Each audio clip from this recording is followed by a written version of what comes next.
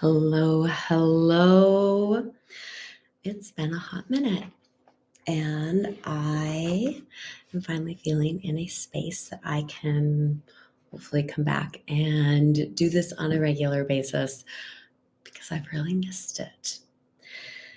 So, it's Aquarius season, and one of my teachers says that Aquarius's tendency as an energy is to pour into or pour onto the area or aspect of life that is undeveloped or underdeveloped.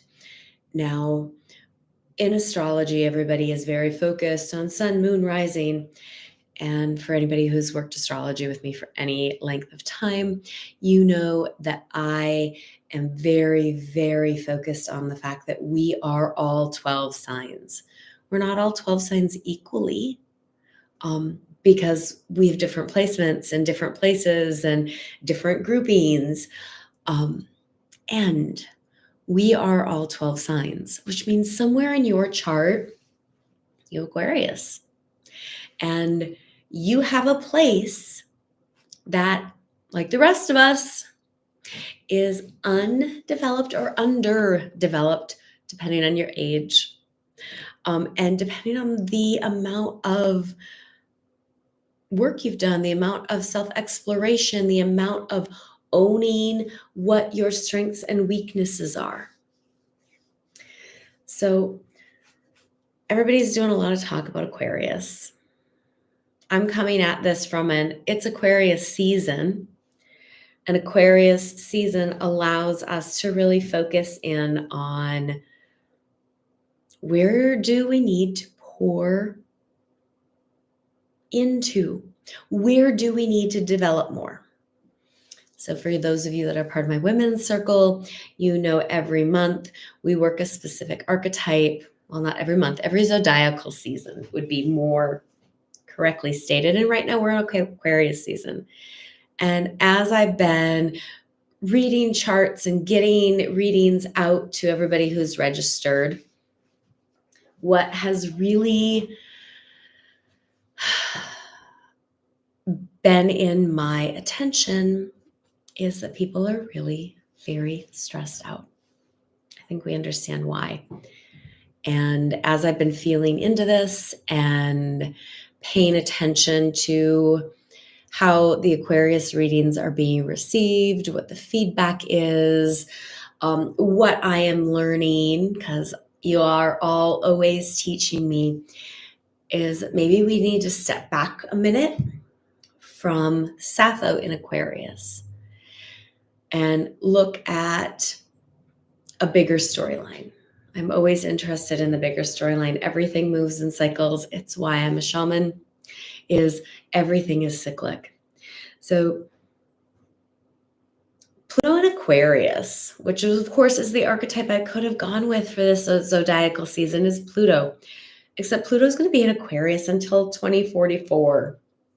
So we have some time here. And Pluto in Aquarius is going to do what Pluto does anywhere.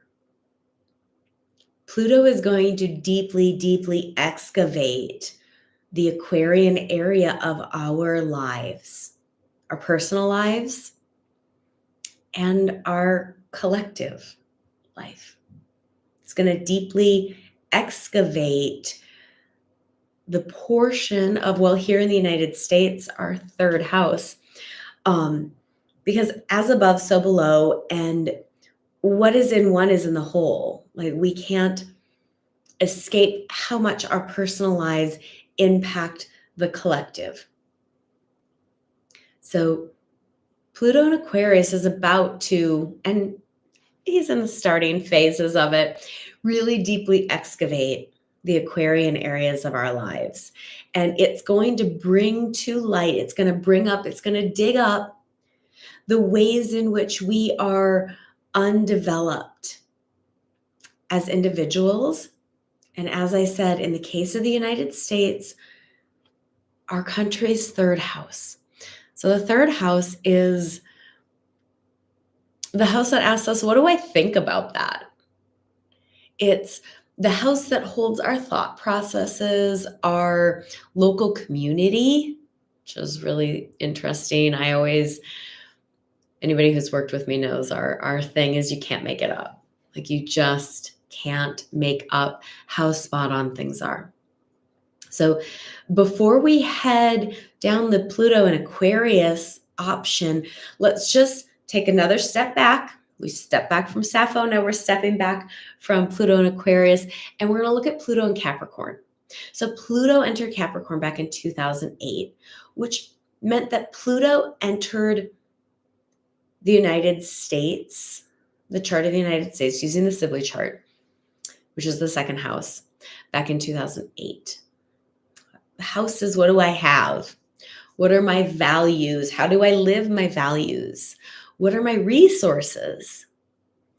So Pluto in Capricorn has allowed us to witness the centralization of power at the top of the hierarchy, right? We've seen it in governments. We've seen it in corporations. We've seen it in the ultra wealthy.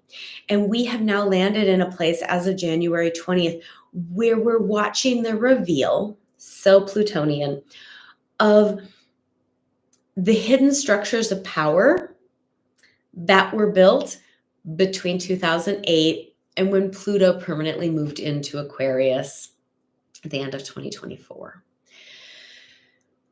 All these hidden power structures are coming out to play.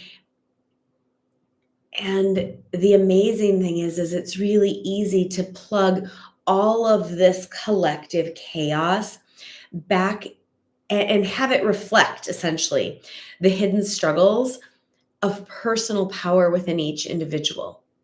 How often do people say, well, I have to, or I should, or I can't, rather than I choose not to? This is where I'm choosing to commit.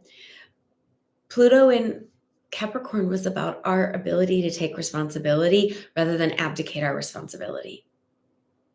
And what we are seeing now is that on a personal level, we have a hard time taking personal responsibility. It was much easier to allow government and corporations and the ultra wealthy to have those things.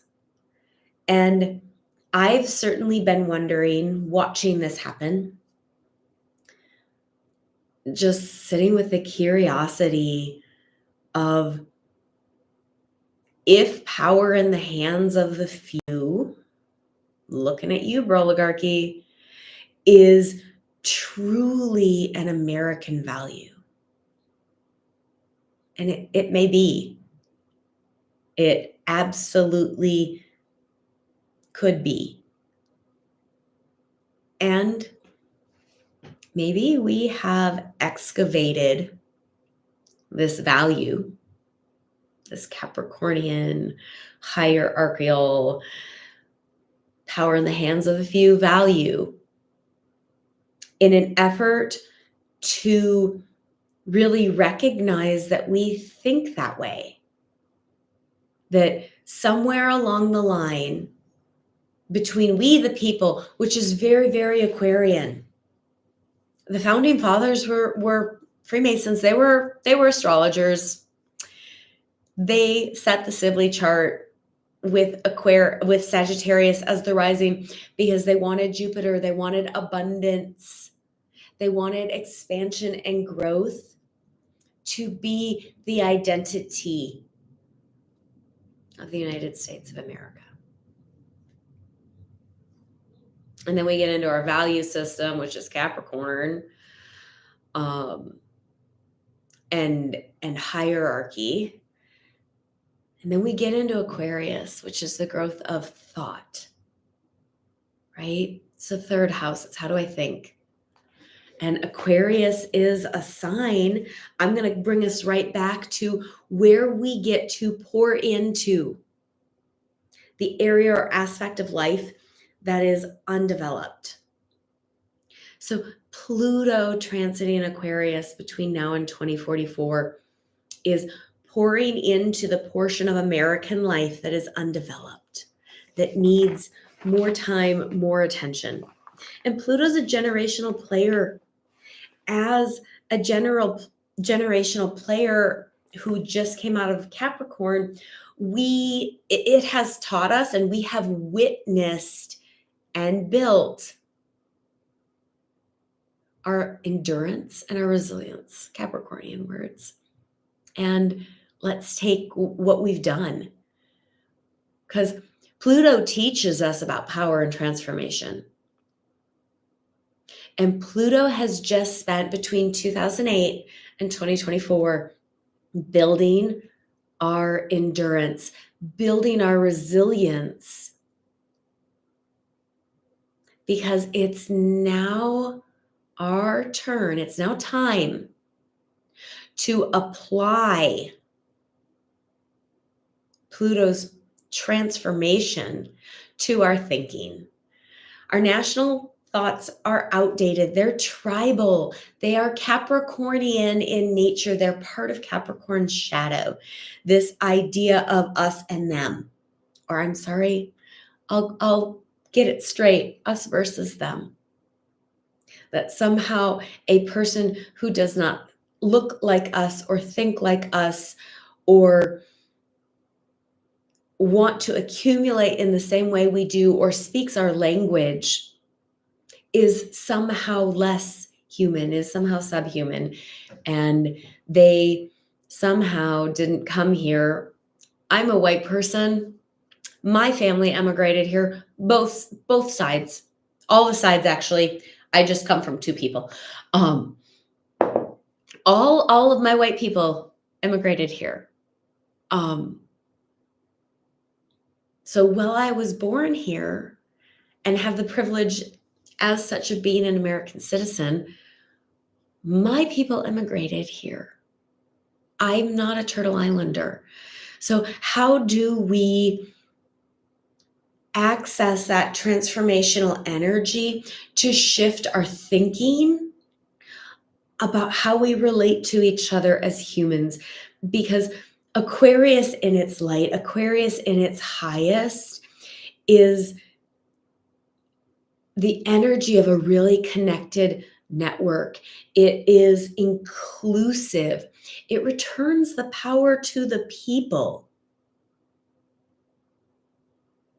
which of course moves it back into our court as individuals of how are we as people individually excavating our fearful thoughts.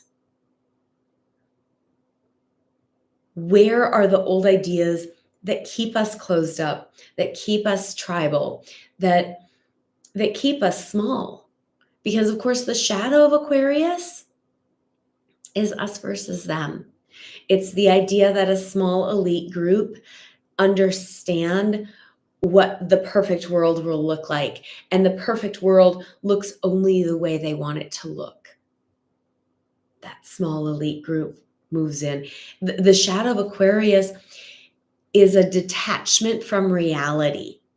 It's a detachment from the reality that if we are going to be okay as a human race, we need to move into a global community, a global tribe,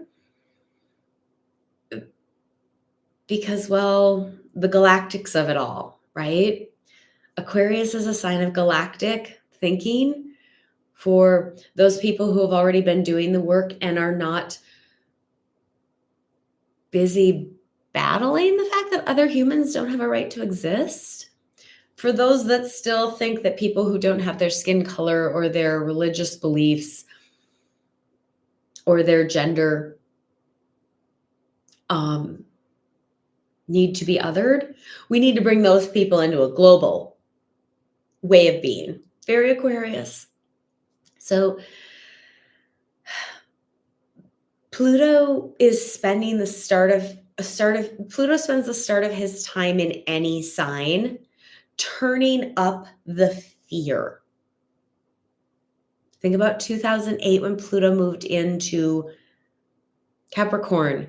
We saw the crash. We saw a recession here in the United States. We saw a fear around something that we have placed tremendous value on. Granted, it only has value because we've been collectively told that it's supposed to. So Pluto turns up the fear. It has turned up the fear now that we are not interconnected, that we are us and them, that we need to hold on to tribal structures. Pluto turns up the fear because energetically it's inviting us to see our fears. And that fear absolutely can lead people to want to control. So even for those folks who voted this oligarchy into power here, they're feeling all of this. They're afraid. And by seeing the places in ourselves as individuals where we want to seek control, we are then led to the thing that we fear. And once we arrive at the thing that we fear, what are we going to do to heal that wound? Now, all of this has circled us right back to Sappho and Aquarius. Remember, Aquarius pours onto, however you want to feel it, the area of our life that is most undeveloped, that needs the most work. We're working with Sappho this month because Sappho sits in the bridge between the three most personal planets and the outer planets. And well, she's known as one of the empaths, which let's not get me on that rant. The bridge that she's known as is the bridge of love, the bridge that moves us from Venusian love, which is I love myself. And can we really love ourselves if we're tribal? Or I really love my tribe, so I'm going to double down into my tribe. To Neptunian love, which is a love for the whole. I've got a video in my YouTube channel here around my thoughts on Neptune. That Neptune is this beautiful, high, androgynous love when it is in its light.